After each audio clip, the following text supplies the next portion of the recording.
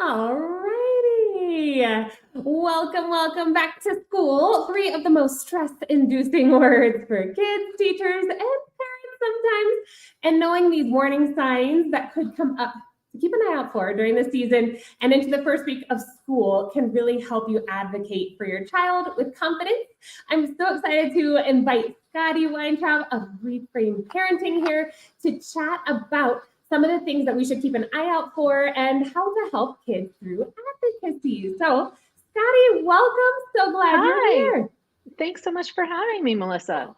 Very good. Well, I'm excited to have this conversation. And if you guys are watching, you are welcome to leave your where you're joining us from in the chat. And if you have any questions for Scotti, please leave them in the chat. So, Scotti, as we kind of get into this, I would love for you to share a bit about your background and how you help families. Sure. Well, hi, everyone who's here with us today. And I'm Scotti Weintraub, and I am the founder of Reframe Parenting. And when my own kids, who are now teens, got to school, it became very clear pretty quickly that I was going to have to really step up and advocate for them because they had a hard time, both of them. So I learned a lot in that process, and I felt like I had no roadmap, that no one could really tell me, how am I supposed to deal with this? Mhm. So I am kind of a natural researcher, and I kind of got to work and figured some things out. And then I started helping other people do it too. And that's how Reframe Parenting was born. And my goal is to help parents of kids who are struggling in school find less stress and more success. That's awesome. Super helpful. And as people go back to school and homeschooler here, I know your kids did public school, correct? Or are in Yes, public my school, kids correct? are So still in public school. yeah, Yes. yeah, so this really applies to any education situation. This is a time of Hmm. transition for most people, unless you are perfectly year-round schooling. The idea here is that there is a time of transition. So this is a transition time as people prepare to go back to school. So what are some of the things families should be thinking about as they start this season? Well, I'm with you that it is a time of transition, and you said it's stressful for kids and teachers, but I will, as a parent, say it can also be stressful for us. It's a change, just like it's a change for all of them, Mhm. and whether it's a welcome one, it Mhm. still is a different, a different rhythm to our schedule. So I think a couple of things that can be really helpful, or one, sort of start thinking about what that change is going to look like. Mhm.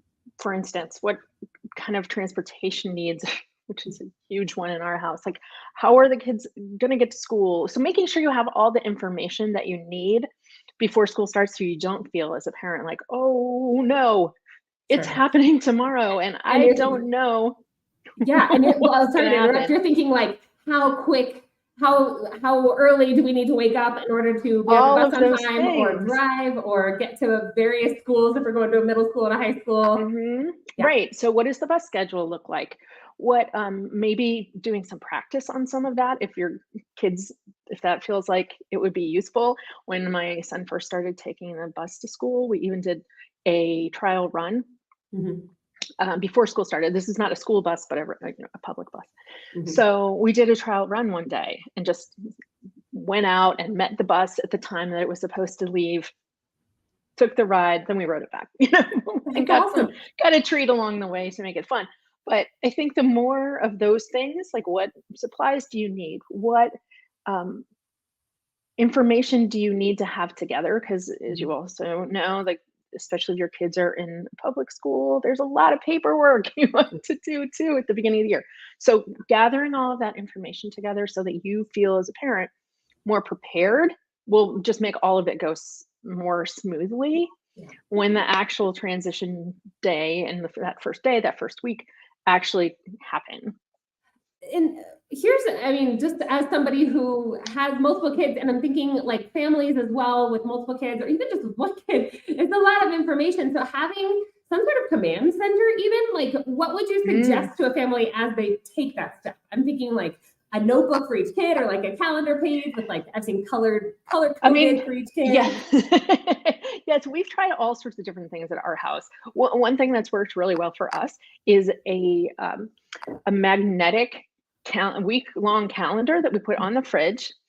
And so that way, every Sunday, I write down like what is happening for that week. If there are after school appointments, medical appointments, all of those things, like schedule changes, those all go on that calendar. So for us, that's been a pretty useful tool. My kids also really like knowing in advance, but don't always remember when I tell them those things in advance.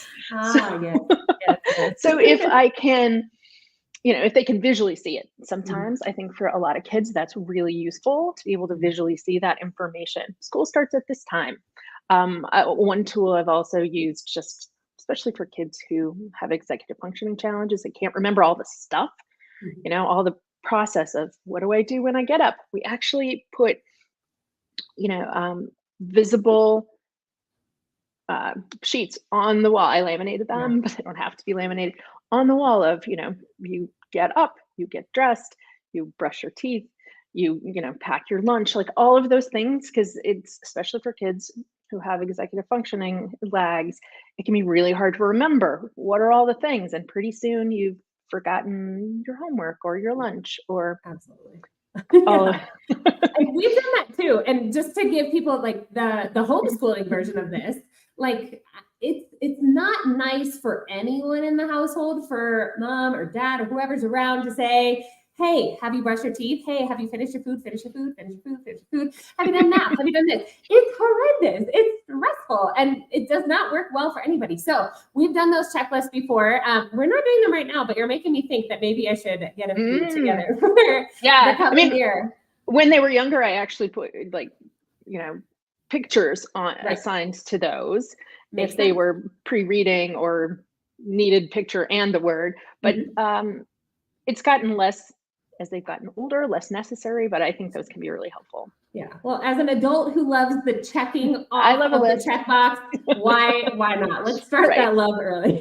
Yeah. I love it. Okay. So the like preschool, like logistics, not preschool, but Yes. preschool season logistics challenges. I love that. Doing dry runs of stuff, kind of getting calendars set up. What other types of challenges have you seen adults or kids run into at this time of year? And also, speaking as somebody who's a teacher, sometimes we've got teacher parents, teacher moms, teacher dads who are Hmm. around and they're like, I gotta get my own life together and get to school. What are Right. the types of challenges that you've seen when you're walking with families in this? Well, all of the things we've discussed, but Mhm. also for some kids, transitions are just really hard. That the transition from the summer, which has its own rhythm, to Mhm. the school year, which has its own rhythm, that can feel very difficult for some Mhm. kids. Even though they might be excited, even though they're, interested in seeing their friends or like school, it can still feel like a jolt to the system when they are used to routines. Mhm. So changes in routine can be a big place where people trip up. Mhm. And, some of those strategies we talked about can help with that. But I think just also acknowledging that it's hard for kids Mhm. and knowing that this may be a little bumpy can be super helpful because then you're not, as a parent, put off guard by it. You plan for the bumpy first week or two or whatever that looks like. And maybe this kid needs a little more downtime during this transition. Maybe we need to say no to other outside commitments because they really just need more time at home. Maybe they need, to plan a really fun activity that's just our family or whatever that looks like, but attending to their own individual needs and planning to do that, I think can be helpful too. I love that. And I love that. And even for us, like on Mondays, I know Mondays are usually hard for us coming back from a weekend. And so I'll say, Hmm. hey, remember tomorrow's Monday. We've got all our books laid out. What's going to happen in the morning? So having that conversation and preparing Yes. my own heart to say, okay, Monday. Now prepare myself for when I Yes. get down there. I need to have my happy face on and be ready to kind of walk with them through the adventure that is Monday or the first week of school or the first couple weeks of Yeah, school. all of those changes can be hard for everyone. Yeah. And really, I think normalizing that is Mhm. important. Like, I get it. We've been doing this summer routine and Yeah. it's been really fun and we've had a great time. And now it's time to move to a new routine. So normalizing that can be tricky just also helps them not feel like, oh, I'm the only one who's not super excited about this big change that's Absolutely. happening. Absolutely. No, I love it. Now, when we do talk about the academic side of things, what challenges tend to pop up? Or is there any sort of like warning signs that we should be looking out for when it comes to those first weeks of school that may need to be addressed later on with perhaps a conversation with teacher or some sort of advocacy? Well, I think if you have information from last year, now's the time about what happened for your child academically or behaviorally in school. Now's the time to sort of gather that information and share it with this year's teacher. Mhm. So, or teachers, as they get older, they have multiple in many cases. So, if you know, for instance, that your child was having a really hard time last year turning in things on time, as an example, that's a really good data point because a teacher starting with a blank slate. Generally, maybe they've had a brief conversation with their colleagues who are, you know, the teachers from the year before, but chances are they really don't know anything about your child. And that's okay, but now's your chance to take the information that you have as a parent and say, okay, this is something that my child struggled with last year. I just want you to be aware of it Mhm. because I'm concerned it might continue to be a challenge. So that just opens up a conversation. The teacher sees that you, as a parent, are invested in your child's success. They see that you want to be involved and that you're open to having conversations with them, all of which are can only be positive. So I think Absolutely. taking that information you already have, moving it forward to new teachers is a great place to start. In terms of challenges you might see, you know, some kids, as we talked about, have a hard time with transition. So they might have a hard time, not just at home, but in the classroom with that transition. So you might see potential behavioral problems in that move to a different teacher style.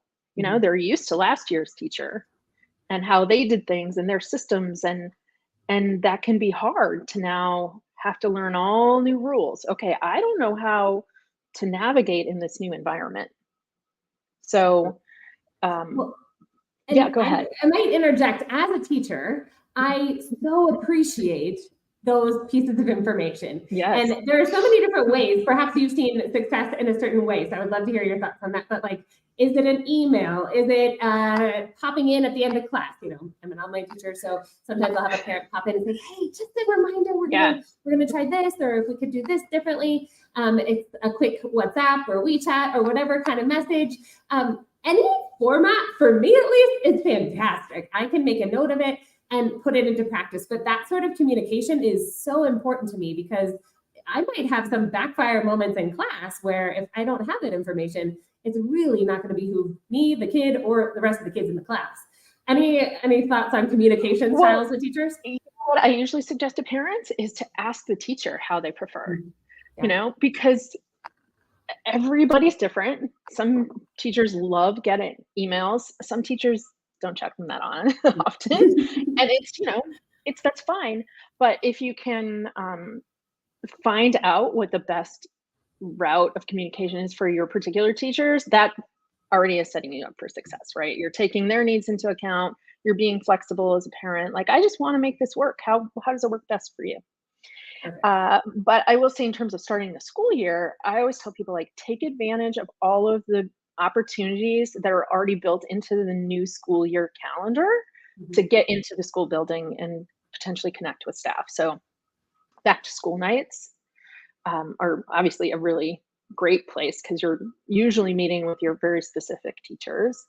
But even like if your school has a back to school ice cream social or a picnic or some other more casual way, it also helps those kids who have a hard time transitioning get a little warm up, Mhm. right? They're seeing their friends, they're seeing the school staff, they're connecting again with the school, maybe even before school starts. So those are great opportunities. But then, as you said, like if you're doing pickup at the end of the day or drop off in the morning, it's a great time to just catch a teacher and say, "Hey, we don't need to have a long conversation right now. Don't try to monopolize them at a busy time, right? Like that's not going to help." But say, like, I have some things I want to talk to you about. Mhm. How can I best? Do we need to make an appointment? How can I do that? I love it. That's huge. And to put an analogy on this, it's a longer runway to the school year rather than just parachuting them into, whatever school situation we're in this year. So I think that's a really important kind of warm up and, segue into the school year. Super cool. Yeah. And that's partly why the schools do all of these things, right? Yeah. Because they know. Yeah, exactly. Now, when we're into the school year, fast forward a week or two, we're starting to see like, oh, my child is behaving in some ways that aren't what I'm used to from them, or they're having a lot of trouble in an area perhaps that they weren't before. What can we do to address some of those problems and advocate in a way that's like respectful of the other adults in the room, but also very respectful of our child because we're advocating on behalf of them? What would you recommend in terms of like advocacy? Great. I think that those data points, collecting them and being able to say, this is what I'm noticing. And not in an adversarial way, but in an observational way, I think takes some of the pressure off, right?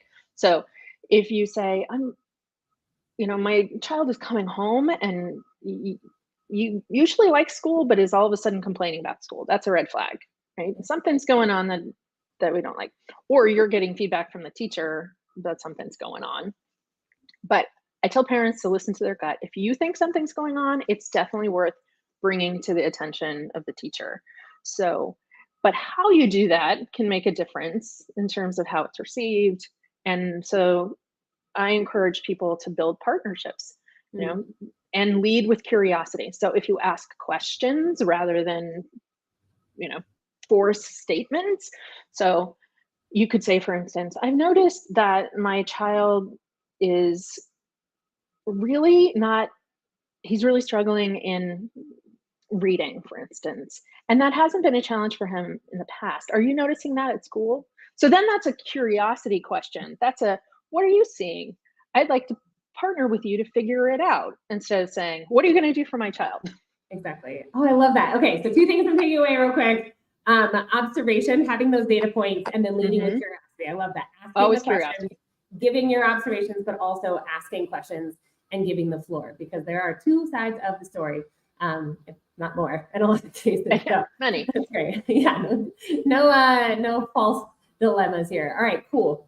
And Scotti, you have something very cool on your website, so I want to kind of point people to that. I'll put that in the chat right now. You call it the school struggle checklist. Could you describe what that is and why people might want to just pick it up and have it in their back pocket as they go into this school season? Because I started hearing from people that they weren't really sure if their kid was struggling or not. Mm-hmm. And I thought, well, that's an interesting question. How do you know? What is obvious for one person is maybe not obvious for another. And so it's questions to ask yourself, 5 questions, I think, to ask yourself to really gauge, like, is this paying attention level, or is this just normal kid stuff? So questions to ask yourself. Do you have some of that data? Do you have information, or do you just have a feeling? And feelings are worth listening to too. So questions to ask yourself, and then one thing you can do right now to start paying more attention. Awesome. I love it. Well, I'm showing people your website because I think you've got some really great stuff on here. You offer a few different ways to help families, including this school struggle checklist. So I would encourage people to head over there. The link is in the description. And would you mind just sharing a few of the ways that you're helping families at the moment as they get ready for back to school? Yes, I do one-on-one consultations with families and help people strategize through, what's going on specifically in their family. I also have online resources. I'm working on developing some more online courses, so those are coming soon. But in the meantime, they can check out my blog, which has, I think, a lot of useful information. And that's just, you can link to it off my main website at reframeparenting.com. Awesome. Okay. Well, this is so helpful. I know for a lot of us, and many who are watching this are likely teachers who have kids. That's who I try to serve. I try to serve teachers who are teaching in whatever capacity, but help them to be more present at home.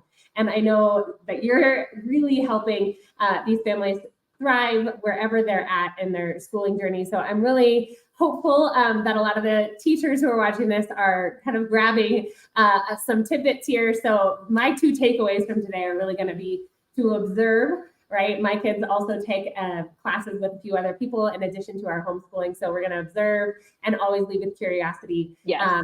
so that we can kind of hear the other side of the story, hear their observations too.